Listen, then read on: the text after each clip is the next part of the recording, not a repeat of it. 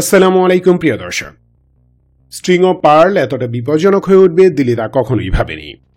বেশি লাফালাফি করতে গিয়ে ভারত এখন নতুন এক বিপদ ডেকে আনছে এবং তা দিল্লির জন্য মরণাঘাত হতে পারে। কি সেই মরণাঘাত? Let me show you.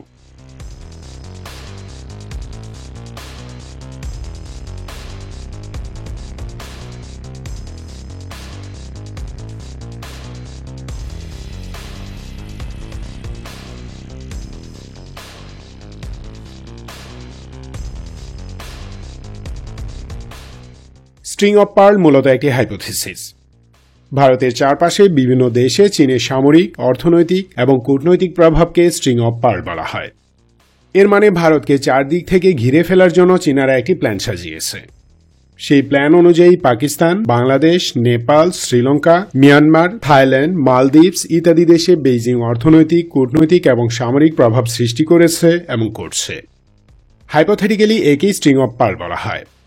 বস্তুত স্ট্রিং অফ পার্ল হল এসব দেশে চীনের ইকোনমিক ইন্টারেস্ট এবং মেরিটাইম ট্রেড রুট অর্থাৎ সামুদ্রিক বাণিজ্য পথের সিকিউরিটির জন্য ডিজাইন করা এক বিশেষ পলিসি। যুক্তরাষ্ট্রের রাজনৈতিক গবেষকরা 2004 সালে প্রথম এই টার্ম ইউজ করেন, তবে চাইনিজরা এই টার্ম কখনোই ইউজ করে না। চীন তার অর্থনীতিকে পশ্চিমা স্যাংশন মুক্ত করার জন্য আরও 3 দশক আগে থেকে কাজ করছে। সেই চেষ্টার অংশ হিসেবে তারা সেন্ট্রাল এশিয়া, মধ্যপ্রাচ্য, দক্ষিণ ও দক্ষিণ পূর্ব এশিয়া এবং আফ্রিকার বিভিন্ন দেশের সাথে বাণিজ্য সম্পর্ক ঘনিষ্ঠ করতে শুরু করে। এসব দেশ থেকে চীন শিল্প কাঁচামাল এবং জ্বালানি আমদানি করে আর রপ্তানি করে ফিনিশ প্রোডাক্ট। দীর্ঘমেয়াদে এই সম্পর্ক ইস্পাত কঠিন করার জন্য এসব দেশে শত শত বিলিয়ন ডলার বিনিয়োগ করছে তারা। দক্ষিণ এশিয়া ছাড়াও Indonesia, Iran, Oman, Kenya, Djibouti সহ আরও কয়েকটি আফ্রিকান দেশে চীন এরকম অনেক ডেভেলপমেন্ট প্রজেক্ট বাস্তবায়ন করছে। তবে এই স্ট্রিং অফ পার্ল ইন্ডিয়ার জন্য এতটা বিপজ্জনক হয়ে উঠবে দিল্লি তা কখনোই ভাবেনি।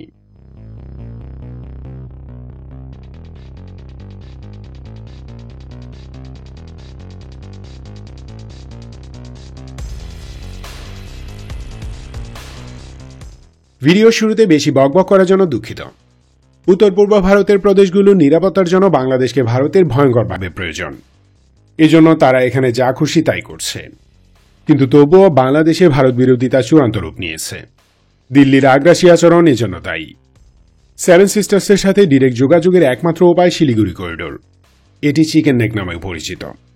কিন্তু দুর্গম পার্বত্যময় হবার কারণে এদিক দিয়ে বড় কোনো যোগাযোগ ব্যবস্থা গড়ে তুলতে পারেনি ভারত। ফলে বিকল্প উপায় খুঁজতে হয়। বাংলাদেশের ভিতর দিয়ে ভারতকে বিনা শর্তে ট্রানজিট দিয়েছে সরকার, কিন্তু দিল্লি এতেও সন্তুষ্ট নয়।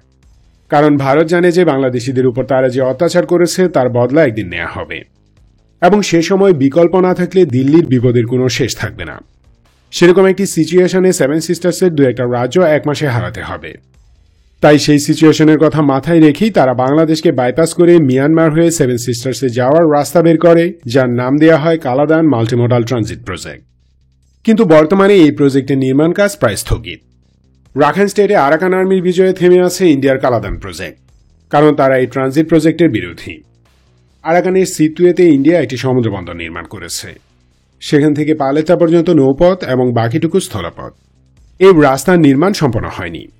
প্রজেক্টের অনেক ইম্পর্টেন্ট পার্টের কনস্ট্রাকশন বন্ধ হয়ে গেছে, কারণ সেসব এলাকা আরাকান আর্মির দখলে চলে গেছে। এখন তারা কায়েকপায়েও দখলের পথে। মানে আরাকান রাজ্যের ইম্পর্টেন্ট এরিয়াগুলোর 80% এখন হয় আরাকান আর্মির দখলে নতুবা সংঘাতপূর্ণ। আর এসব এলাকায় তারা ইন্ডিয়ান প্রজেক্টের কাজ স্থগিত করে দিয়েছে।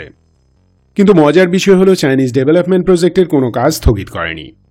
কায়েকপায়োতে চীন একটি গভীর সমুদ্রবন্দর, একটি এলএনজি অ্যান্ড গ্যাস টার্মিনাল, একটি আরবান ডেভেলপমেন্ট প্রজেক্ট, একটি স্পেশাল ইন্ডাস্ট্রিয়াল জোন এবং ট্রান্সপোর্ট করিডোর নির্মাণ করছে। এসব প্রজেক্টে কম বেশি $9 বিলিয়ন ব্যয় করবে তারা। চলমান সংঘাতেও তাদের নির্মাণ কাজ বন্ধ নেই, বরং হুন্টা সরকার চাইনিজদের ডাবল সিকিউরিটি দিচ্ছে। চাইনিজ ওয়ার্কারদের উপর সিরিয়াস কোনো অ্যাটাকও হয়নি। এর মানে হলো চীনা প্রজেক্ট নিয়ে বিদ্রোহী কিংবা হুন্টা সরকার কারও নীতিগত কোনো আপত্তি নেই, অথচ ইন্ডিয়ান প্রজেক্ট স্থগিত। এখানে ইন্ডিয়ার বিপদের কারণ হলো 7 সিস্টার্স। কালাদান প্রজেক্টের মূল উদ্দেশ্যই ছিল 7 সিস্টার্সের স্বাধীনতা আন্দোলন দমন করা। আলটিমেটলি সেখানে ফাইনাল ব্যাটল শুরু হলে যেন বিকল্প উপায়ে অস্ত্র ও সেনা পরিবহন করা যায়, সেজন্য দিল্লি এই রাস্তা তৈরি করছিল। আরাকান আর্মি সেই অল্টারনেটিভের বাঁশ মেরে দিচ্ছে, কিন্তু চাইনিজদের প্রজেক্ট ঠিকই চলমান। বেইজিং এই সুযোগকে পুরোপুরি কাজে লাগিয়ে রাখাইন স্টেটে তাদের কৌশলগত সামরিক এবং অর্থনৈতিক উপস্থিতি বাড়িয়েছে। অদূর ভবিষ্যতে রাখাইন স্টেটের নেভাল ফ্যাসিলিটি এবং কোকো আইল্যান্ডের স্পাই বেস থেকে তারা আন্দামানে ইন্ডিয়ান নেভাল অ্যাক্টিভিটির উপর নজর রাখবে। ইন্ডিয়ান মিলিটারি অ্যাকশন সম্পর্কে আগেভাগেই জানতে পারবে। ফাইনালি চীন যদি অরুণাচল দখলের মিশনে নামে এবং সেভেন সিস্টার্সের স্বাধীনতাকামীদের অ্যাক্টিভলি সাপোর্ট দেয়, তবে দিল্লির ধুতি ঢিলা, কারণ বিকল্প উপায়ে সেভেন সিস্টার্সে পৌঁছার রাস্তায় আরাকান আর্মি বসে থাকবে। আর বাংলাদেশ দিয়ে সবকিছু আনা নেওয়া সম্ভব না। এর পিছনে কারণ হলো মেঘালয় এবং ত্রিপুরার উত্তরে অবস্থিত প্রদেশগুলোতে পৌঁছানোর জন্য যে স্থলপথ দরকার তা নির্মাণ করতে দিল্লির দম বেরিয়ে যাবে। দুর্গম পার্বতময় এলাকা দিয়ে রাস্তা নির্মাণ করতে পারলে তারা শিলিগুড়ি দিয়েই তা বানাত। বাংলাদেশের ভিতর দিয়ে ফাও ট্রানজিট নেওয়ার জন্য নির্লজ্জ হতো না। দুর্গমতার এই বাধা টপকানোর জন্য দিল্লি অল্টারনেটিভ যে প্ল্যান করেছিল সেই প্ল্যানের বাঁশ মারা। ওদিকে চীনের স্ট্রিং অফ পারলে মিয়ানমার মহা গুরুত্বপূর্ণ একটি এলিমেন্ট। ইন্ডিয়াকে বগল তলায় রাখার জন্য যে অ্যাকশন দরকার তা এখান থেকে সম্পাদন করা যাবে ইজিলি। আরব সাগরে পাকিস্তানিরা ইন্ডিয়াকে দৌড়ের ওপর রাখবে, এ বিষয়ে কোনো সন্দেহ নেই। ইরান তার সাবাহার প্রজেক্টে দিল্লির অংশগ্রহণ কমিয়ে দিয়েছে। তেহরান ও বেইজিং 25 বছর মেয়াদী একটি বহুমুখী চুক্তি স্বাক্ষর করেছে, যার ভ্যালু $400 বিলিয়ন। ইরান নিশ্চয়ই দিল্লির এই পেটি প্রজেক্টের জন্য চীনের মতো ইম্পর্টেন্ট অ্যালাইকে ডিচ করবে না। তাছাড়া দক্ষিণ এশিয়ায় ইন্ডিয়া হলো আমেরিকা ও ইসরায়েলের ওয়ার্কিং গার্লফ্রেন্ড, সো ইরানিরাও ইন্ডিয়াকে কোলে নিয়ে নাচবে না। এদিকে শ্রীলঙ্কা মালদ্বীপস ডিরেক্টলি দিল্লির বিরুদ্ধে, নেপাল তো আরও আগেই লাত মেরেছে। এখনও দিল্লির প্রভাব আছে কেবলমাত্র বাংলাদেশে, তাও শুধু ক্ষমতাসীন দল এবং কিছু নিমকহারাম বেইমান দালালদের কাছে। এদেশের জনগণ ইন্ডিয়ার ঠিক অপোজিট অরবিটে। India is not welcomed in Bangladesh because Delhi directly destroyed our democracy. America, Israel, European Union ইত্যাদি পশ্চিমা শক্তি এবং জাপানের আশীর্বাদে বাংলাদেশে ইন্ডিয়া যা তা করার সুযোগ পেয়েছে। এই জাতির 5% মানুষ যদি সাহসী হয়, তবে তাদের নেংটি ফেলে ভাগতে হবে। দালালরা বঙ্গোপসাগরে লাফিয়ে পালাবে। আর এমন একটা মোমেন্টে ইন্ডিয়াকে বেইজিং এমন সূক্ষ্ম অথচ তীব্র বেদনাযুক্ত বাস দিচ্ছে যে করার সাহস পর্যন্ত পাচ্ছে না তারা। ইন্ডিয়া যেখানেই হাত দিচ্ছে সেখানেই লালবাত্তি। অতি সম্প্রতি শ্রীলঙ্কায়ও ইন্ডিয়া আউট আন্দোলন শুরু হয়েছে, অথচ গেরুয়ারা ভেবেছিল শ্রীলঙ্কানরা চায়না আউট আন্দোলন করবে।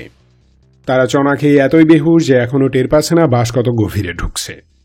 আশা করি সময় থাকতেই তারা তা টের পাবে। তাতে করে দক্ষিণ এশিয়ার সাধারণ মানুষের উপকার হবে।